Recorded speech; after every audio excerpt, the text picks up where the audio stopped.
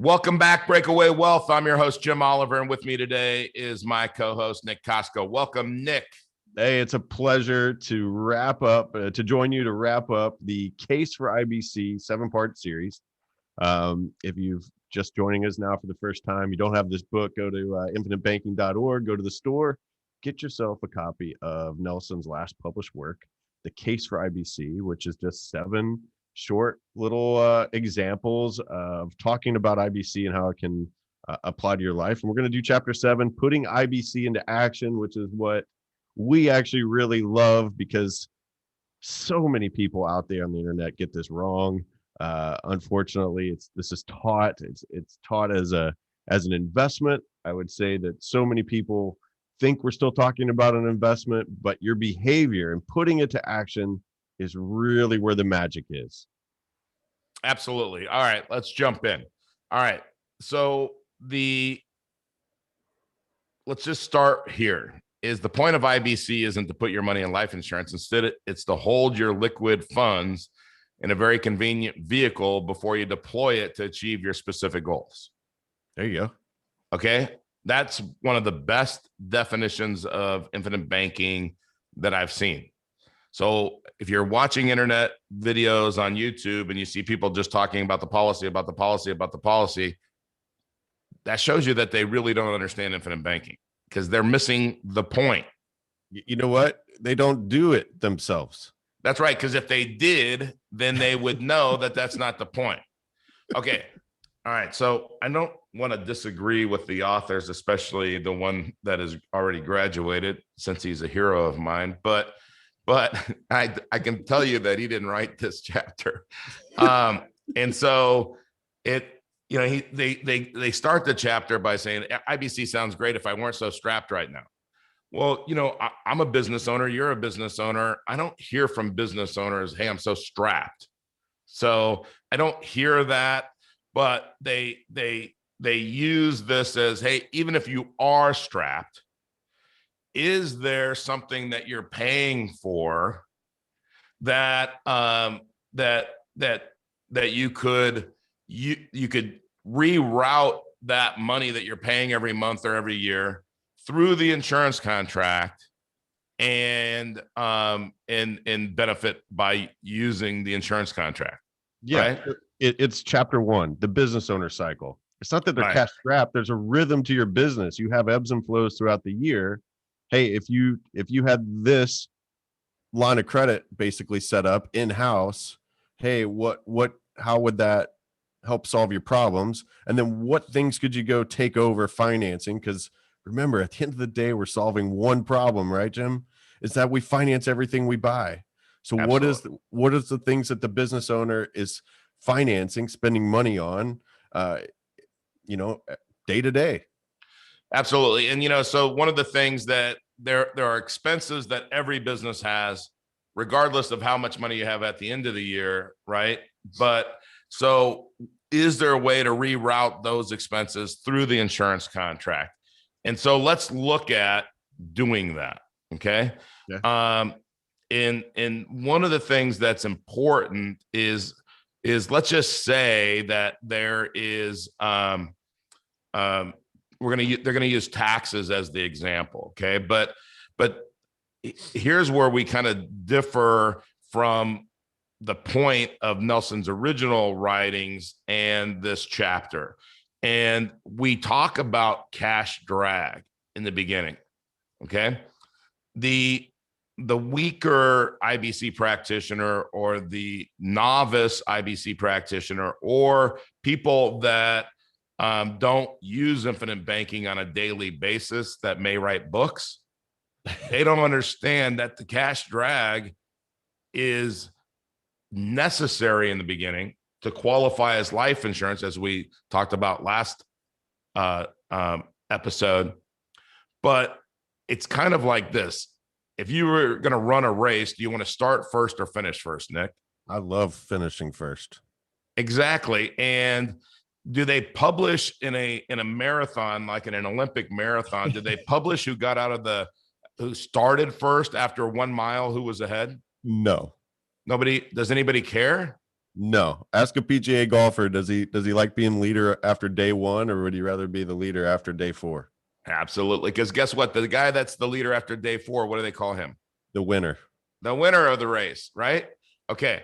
So that drag is the owner's contribution or capitalization in their banking business. And the drag is necessary to have an efficient enough policy down the road. That's right. It is when you're advocating that you don't have that, you're ignoring a fundamental component to this, and that we need to focus on the volume, not the rate. Because if I were to show you the volume of interest coming to you 10 years down the road, I can tell you that you'd rather deal with that cash drag up front. Absolutely. So let's go through their example. And again, I'm sorry, guys, if you're listening, the authors here, but somebody saying, hey, I can only really commit $20,000 and they're making $1 million, then they don't understand, or they haven't overcome the human problems from becoming your own banker. And they definitely haven't overcome Parkinson's law, right? That's right. I mean, they got a problem. That's what I'm trying to say. So I don't think this is a real life example. I've never had anybody making $1 million tell me they can put $20,000 into something. That's right. So again, that's us doing this every day and them looking at it from an academic standpoint. Okay, so what they say is, well, he has $100,000 in tax payments he must make. Now, by the way, okay, so if you're making $1 million, tell me where, and you're netting $1 million, tell me where I can pay $100,000 in tax, and I'm signing up. Okay. But so now he says, well, I'm paying him $100,000 in tax. I could put $20,000 extra in. So they show this example of $120,000 for 10 years and then dropping it to $20,000. So let's understand. And they're putting a 30-year term rider on there. Okay. Now, some of the companies have term riders that are as short as 7 years. Why? Why 7 years? 7-pay test. 7-pay test. If you listened to the last episode or watched it, then you would know. But do you think that if we have this 45-year-old in this example that's going to have a 30-year term rider, is that going to be pretty expensive down the road? Pretty expensive and terribly inefficient. Terribly inefficient. Okay. So what they do, just so you understand the 120,000, okay? You have $16,000 of base premium. You have $4,000 of term rider. And then you have $100,000 of paid up additions. Right? Yep. Okay. And one of the things that they're building here, okay, before I go on with that, let me stop there. That's not how we would ever design a policy. I'm already so distracted by the fact that I can only put 16,000 into this as a $1 million earner later in life. I'm so distracted and I'm already aggravated about it. Yeah, because I'm going to show you, and I'm going to draw something out here, Nick, in a minute, and share the screen. And I'm going to show you where this just really wasn't the way to do this. Okay, and why? I'm going to show you why. Okay, and they get into the death benefit and the term insurance and why they drop out the term insurance and all that. Okay, we're not going to get into that. Yeah, all right. You know what? That works out to be 13% of the total premium is base. Right. And they go through this in a scarcity mindset. Sorry, guys. Again, this is not the way, because these guys don't go out there and put this in motion every day. Right. What they're trying to point out is if you have this money loaned out, then you have this windfall, and you're using these expenses, and then you have this windfall. You can refill the hole that you made with the loan. Right. Yeah, we can do it. We can construct the policy properly and get that same benefit. That's right. Exactly. So, and they're kind of saying, so then you should have this open mindset to a bigger premium. And in their mind, the $120,000 is a bigger premium. Right. Now, I would tell you that that's not a huge premium in the business owners that are making $1 million that we're working with. So I would just, if a business owner is netting $1 million, what do you think their expenses might be, Nick? Netting it could be 4 or 5 million. Right. Okay. So, then they go on and they say, okay, if you did a premium of $285,000 for just 10 years, and then you RPU'd the policy, reduce, pay it up, like stop paying premiums into it. So when I do that, all the money that I have flowing in from what maybe, from my business, what do I do with that money now? Don't know. I guess I got to go back dealing with the commercial bank, storing my money there. I don't know what problem we just solved. No, yeah. I mean, if it works so good for 10 years, why would we not continue to do it? when the guy on the internet is showing you how you're not going to put money into the policy after 10 years, let me just tell you, I don't even know why we're calling it infinite banking at that point. We've got an investment little thing going on, but I'll stop. Yeah. So, by the way, this policy has an annual premium of 107,000, right? And then it has 170,000 of an additional 170,000 of a paid up edition, right? Yep. Okay. So what's that ratio? Oh, I don't know, Jim. Come on, Nick. You got to be able to calculate these things quickly. Tell me the numbers again. 107 and 171. And 171. 63%. Okay. Is there a term rider on that one? No. Okay. All right. So we can agree that that's closer to how you would do it. Yeah. Right. Yeah. We're getting somewhere. Okay. So, by the way, they point out there's no one right way to implement IBC. I would agree with that, but there are some pitfalls that you want to make sure that you don't fall into. And you don't want to get, what does Nelson say? We want to think short term, and the first year is the most important. Is that what he says in his book? No, he goes so far as to say, think at least 3 generations down the road. 3 generations? That's thinking long term. Back to do you want to start first or finish first? Absolutely. And I would say that typically when we show somebody, hey, this is what's going to happen at year 10, 15, 20,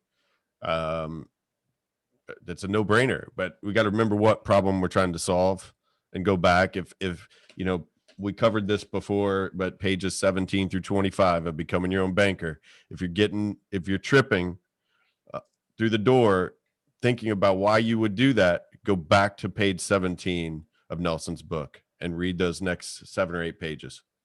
Absolutely. Okay. So I want to go back to this for a second, Nick, would we want there to be, this term rider on there and all of that, right? And would we stop paying premium? So I'm just going to use an example and understand, everyone, this is just an example. Okay. Yeah. You could say that number's not right. That's too high. That's too low. This is not, whatever you might say, but just know, I'm just giving you an example. And I'm telling you that I've got examples where people say these numbers are too low. Okay. And I'm just going to use a round number of $100,000 because it's close to what they were talking about. So let's say the first year I put in $100,000, and I'm not going to do the term rider and all these other things. Let's say I got about, and I'm going to round down. I have $60,000 available. Okay. That's a little low for most ages and underwriting classes. Yep. But I'm going to take this $60,000 and I'm going to use it as my 20% down payment. Okay. On some real estate. And I'm going to get the 80% from the seller, the bank, or maybe even a combination or for somewhere else. Right. So I'm going to take this $60,000 and I'm going to go buy real estate valued at $300,000. Okay. Now let's just say that I'm going to get 5% is what I'm going to net on this project. Okay. $15,000, which is 25% cash on cash. But Jim, that seems like such a high number. How do you know anybody that's getting at least 25% cash on cash? Yeah, I know people that are getting a lot more. And I know of a young guy in the Midwest that told me 27%. Like he said, well, that number is a little low because we are 27% minimum. Okay. So just again, remember, I'm trying to make the math easy for myself. I went to public school. So, calculating these things really quick in my head while I'm talking to you, it's probably just not in my skill set. All right. So, by the way, that means that if I went to public school in the inner city part of Los Angeles and can do this, then just anybody out there listening can do this. All right. So the next year I put in 100,000. I have, let's say 100,000. Okay. Now, if you're a female under 50, it's going to be a little bit more. If you're male, I'm sorry to break this to you, you're not going to live as long as the female. So it's going to be about, I don't know, 98%, something like that. But again, we're rounding numbers. Now, by the way, this 15 grand that I earned, that goes back to my bank, right, Nick? That's right. Okay. So it's sitting there ready to be deployed again. Deployed, redeployed, deployed again, whatever it is, right? Yeah, okay. that's the term I used with Jake the other day when he knows he's getting his little money coming back. How are we going to redeploy it? Because money in motion stays in motion, and money that's not in motion dies. Okay. Hey, what's the term we use for redeploying? Velocity of money. Creating velocity of money. Yeah, you just didn't let me get it out there, Nick. I was going there. All right. So, okay, remember, I got 15 grand of cash flow up here. I've got 100,000 of again capitalization, which I have 100,000. Plus, I can use my 15 grand again. I'm going to take this as my 20% down payment. Again, I'm going to do the same thing: 80% seller, bank, whoever, and I'm going to buy a $500,000 property, and I'm going to get about 5% from that. I'm going to get a little bit less than my 25% cash on cash, and I'm going to call that $25,000. Okay, so there, if somebody has that objection that 25 is too much, okay, this is a little lower. Now, so now I have 25,000 coming from this project and 15,000 coming from this project. If I do that math right, that's $40,000 of cash flow. All right. The next year, I put in 100,000. I would probably have a little bit more, but let's just say I have 100,000. Hey, just real quick, that 40,000 in that policy, what's the minimum you got to put in? The minimum that I would put in this policy is 40,000. Yeah. So now your behavior could take care of this policy. Absolutely. And I'm going to show you why in 4 years, doing something with less volume than this, because again, remember what Nelson said, it's the volume, not the rate, right, is going to be a mistake. Okay. So put in 100, I have 100, plus I can use my 40 again, coming in from my first two investments, right? Again, I'm going to use that as my 20% down payment. The bank's starting to love me, or the seller is referring me to his friends that want to get out or sell their properties or their portfolio. And I'm going to buy a $700,000 property. Okay. 5% here, 25% cash on cash. And that is $35,000. Okay.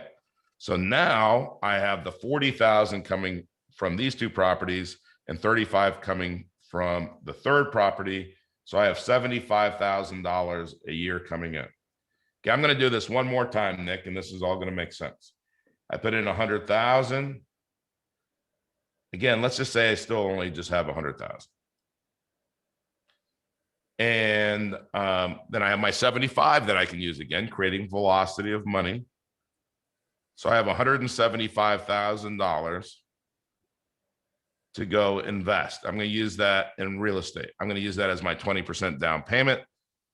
Use the seller of the bank for 80%, and I'm going to go buy $900,000 worth of real estate, and 5% of that, and actually a little bit more than 25%, barely here, is going to be $45,000 plus my 75, and voila, I have $120,000 coming back to my banking system. Nick, is 120,000 more than 100,000? Yes. So what does that mean I need to do? Your system's not big enough. If this was a bank, what would I do?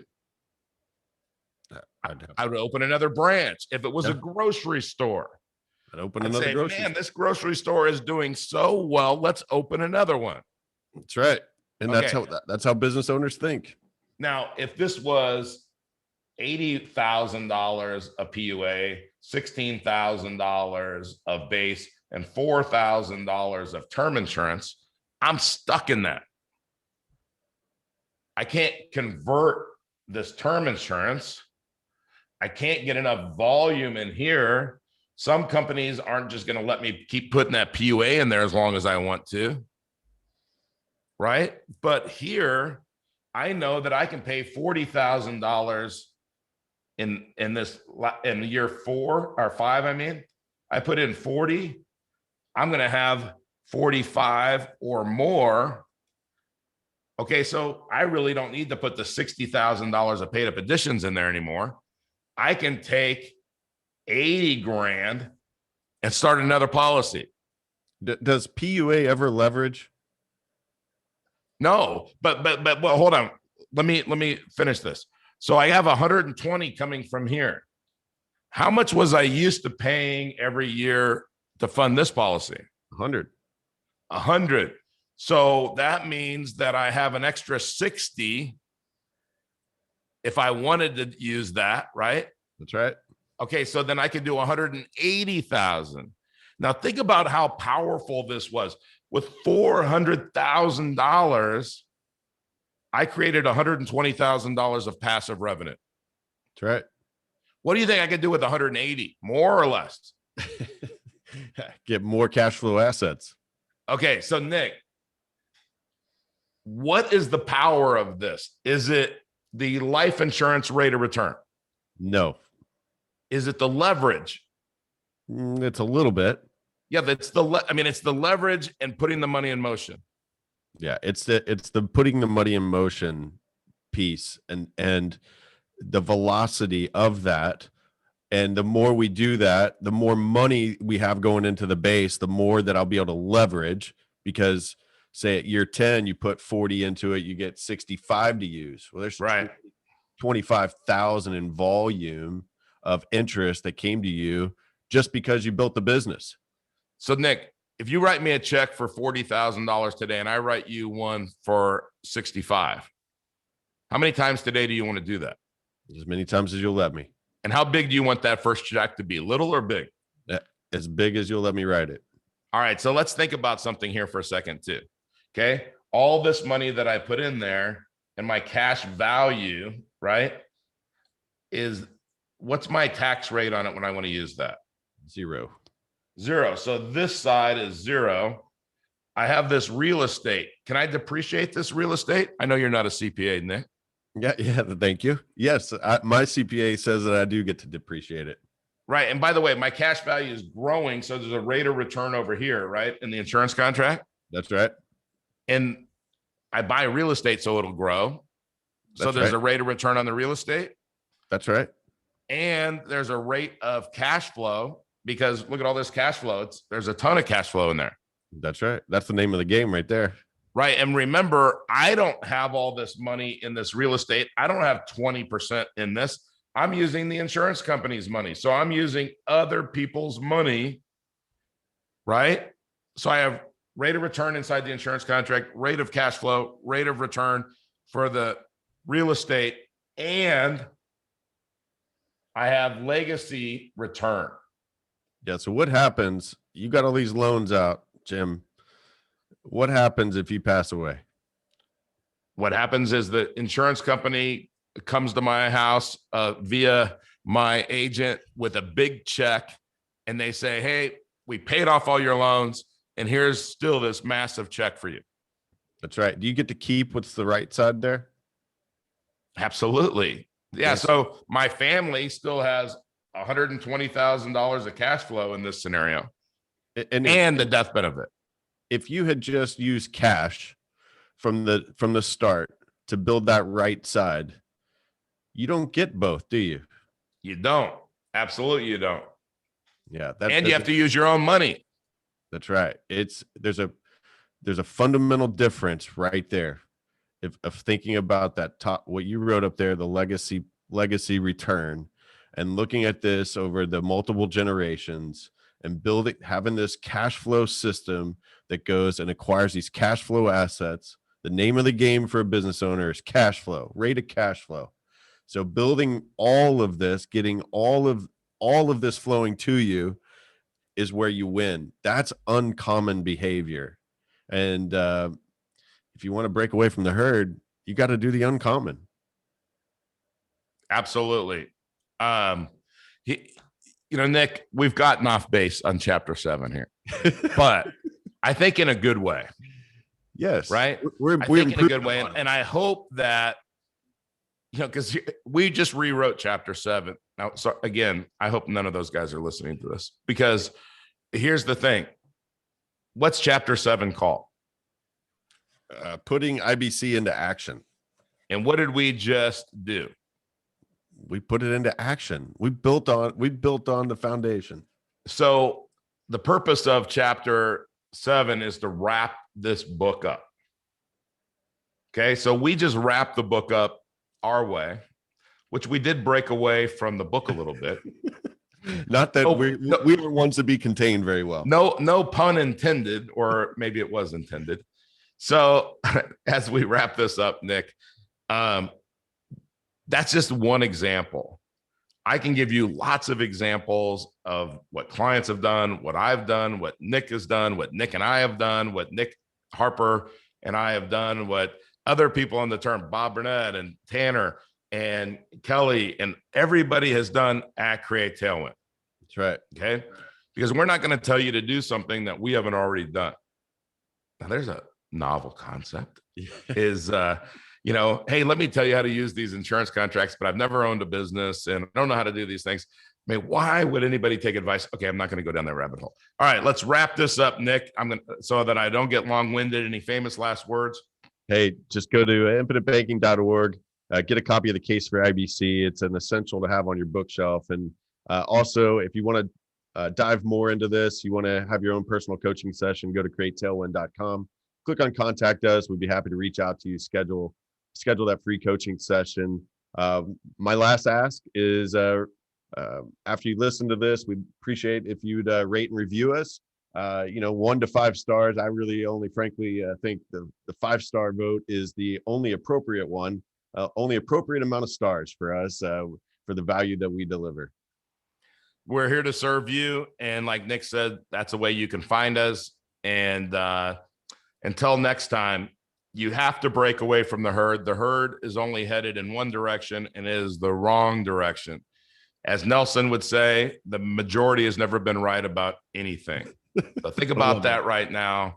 And until next time, I'm your host, Jim Oliver. Nick, thank you for sharing and participating and co-hosting. Until next time, break away.